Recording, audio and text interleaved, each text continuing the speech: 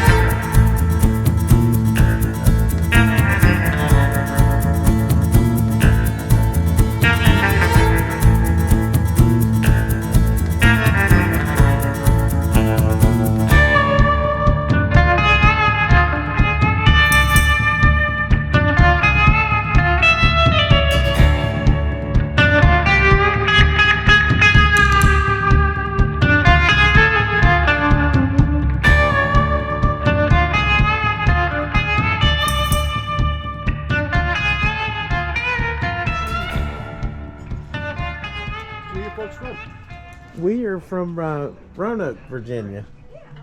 Hello. Hello. Oh my goodness, look at this guy right here. Yeah, and you were telling me your story a little bit, so. So, my name's Steve Barcelo. I run the Bigfoot Museum here, or the Cryptozoology Paranormal Museum. I used to be a journalist in New York Daily News. I came down here to escape New York high taxes and a dying newspaper business. Ended up finding Littleton. I was not down here because of the Bigfoot sightings or any of the paranormal activity. Bought this big old house that had paranormal activity in it. Started taking advantage of it, started doing some ghost tours, and I started hearing about the Bigfoot sightings. I mean, I'm talking happening in real time. I mean, like people call me, I just saw something this morning. So being a journalist, I interviewed these people. More and more attention, like right behind you can see travel channels on there. We've been on MTV, Travel Channel, NPR, PBS.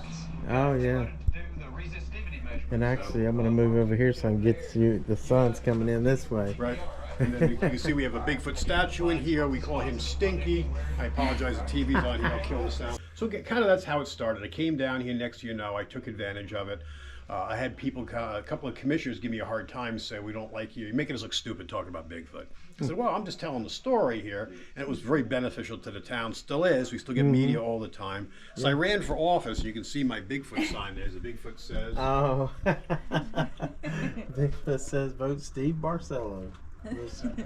I'll vote for you. Yes, I got voted in twice. I was commissioner and mayor for a while. That was just during COVID too, so I resigned from my position when I was able to get this building, because we used to be in the house down the road, to get this working. So we've still been working on this. We're kind of getting it up to what we can do with the ability of the building at this point.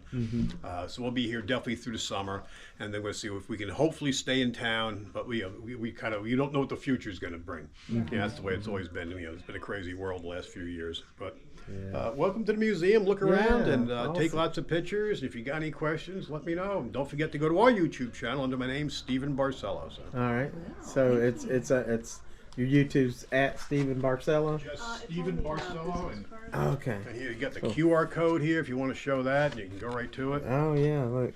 You can hit that QR code, or I'm going to put it in the description. Very cool.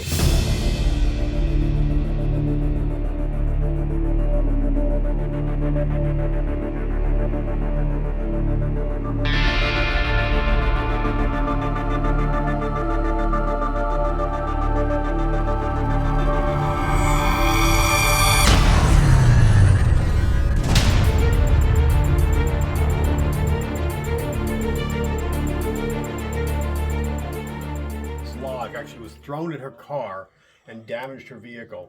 And she actually went to the park rangers to say that a Bigfoot threw a log at her vehicle and she needed the information so she could call an insurance company. I wish I could get a hold of the actual report. That's got to be great. But she actually, they told her to come speak to me, and that she actually donated the log to us. Wow.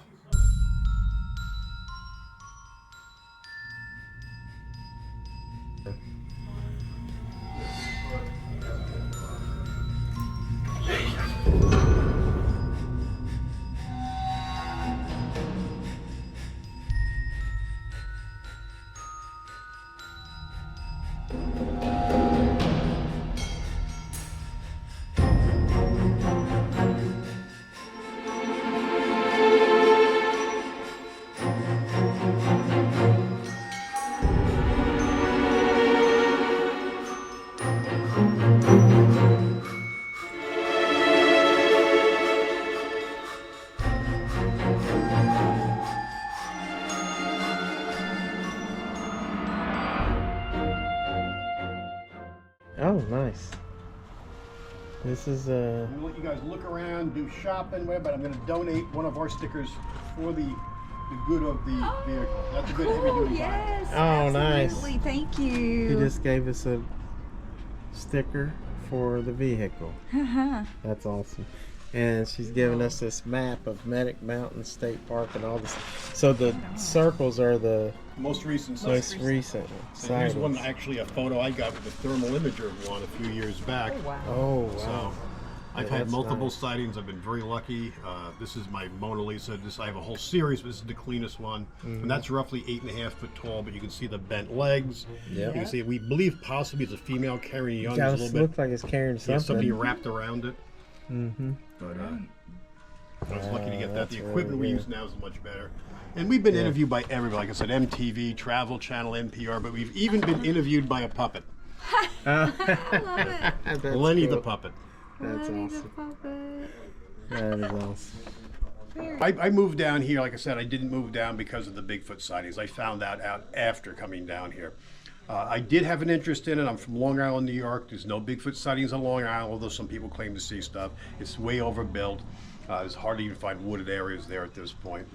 In Long Island, we're excited to see squirrels. I mean, it's just anything alive. I mean, so basically, I come down here and I'm having these Bigfoot sightings here. But I did do a story when I worked up there for the New York Daily News, and I was up in Whitehall, New York, and I worked with Paul Bartholomew, who wrote a book, and it was the A Bear Road sighting. And there was other sightings, like this one here, John Sinecki and stuff, but it was based on that one sighting, which is back, I should have the data, I don't remember now, I think it was in the 70s.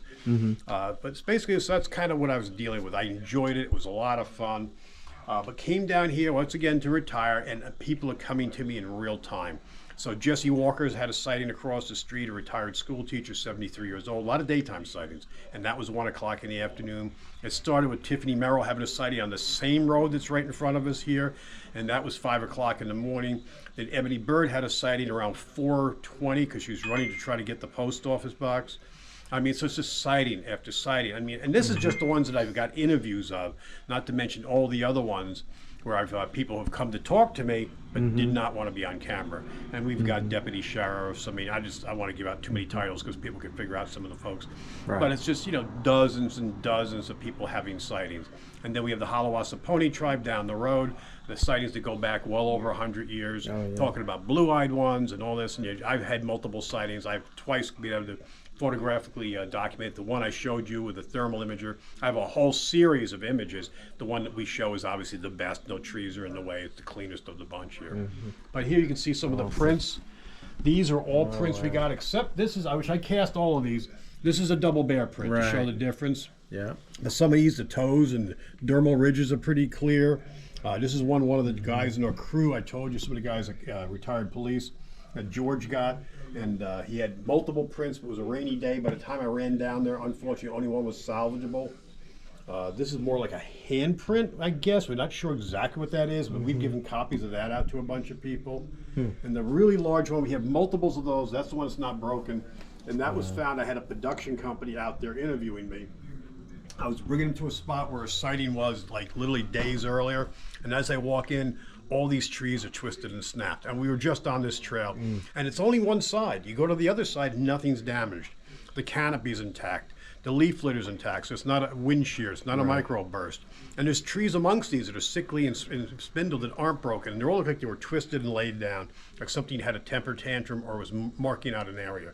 So I'm just, I have a microphone on, I'm being interviewed. I take my phone out, I'm just kind of blowing them off, going like, look at this, what? I'm documenting it right away. So they're walking around filming me, they're filming the trees.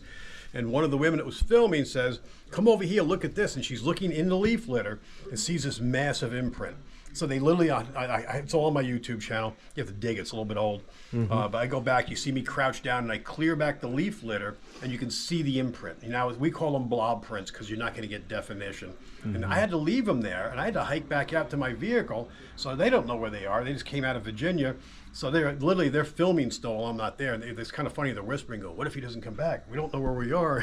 Wow. And but in the meantime, they're hearing something stomping around off in the woods, so it's freaking them out. So it took me about probably close to an hour to get back.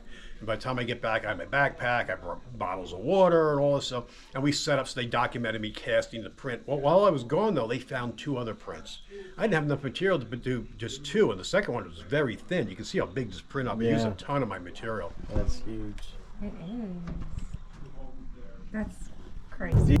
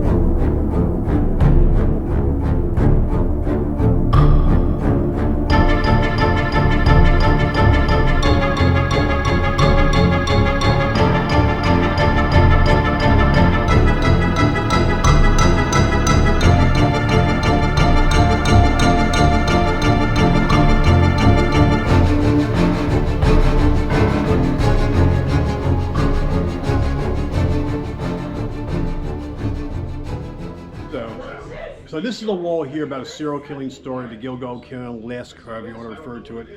This is something I've worked on for years as a journalist, New York Daily News. This is about a serial killer that was killing sex workers and dumping the bodies along the Ocean Parkway. They finally arrested this guy, Rex Harriman. The guy's huge. He's just a monster of a guy. All the women that he was killing, or allegedly killing, I should say, basically were very petite, roughly 5 foot. And in the document they found on his computer, he even mentions that. Here, small is good, like Megan, referring to Megan Waterman. It's just creepy here, though. Body prep, wash body inside and out, all cavities, remove trace evidence, fingerprints, hair. Remove marks from torture, tattoos, remove head and hands. In the beginning, he was dismembering the girls and dumping the body parts later. That wasn't happening.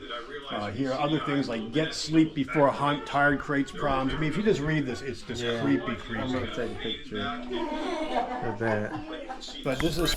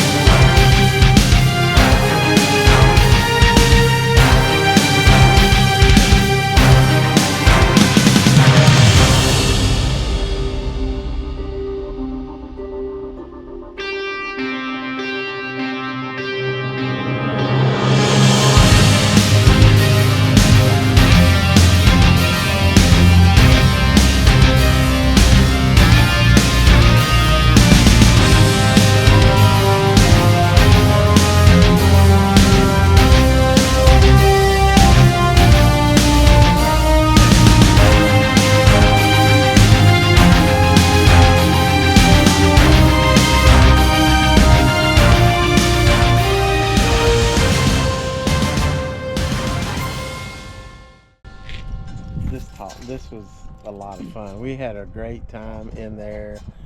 Stephen and Renee were awesome. Told some great stories. Yes, it was a cool experience. Littleton, North Carolina. So anyway, we're going to head on back towards Virginia, and make sure you like and subscribe, maybe become a Patreon member, and always Keep it squatchy.